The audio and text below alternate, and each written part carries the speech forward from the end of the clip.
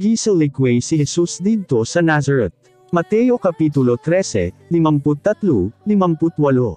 Human nagtudlo si Jesus nining mga sambing ngay, miadto siya sa iyang lungsod.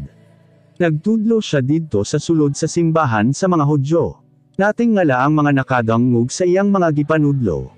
Ug nagpangutan anay sila, asa ba siya nakakuha niya nga kaalam ug gahong sa pagbuhat og mga milagro. Dili ba anak raman siya sa panday?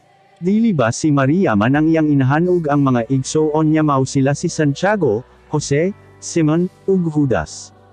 Dili ba dinhi man nagpuyo ang tanan niyang mga igsoong babay? Asa ba siya nakakuha nining tanan? Busa dili gayud sila moto o kanya. Mingon si Jesus kanila, ang propeta tinahod bisan asa gawas lang diha sa iyang kaugalang nga lungsod ug panimalay. Busa wala si Jesus magbuhat og daghan nga mga milagro didto tungod kay dili sila moto o kanya.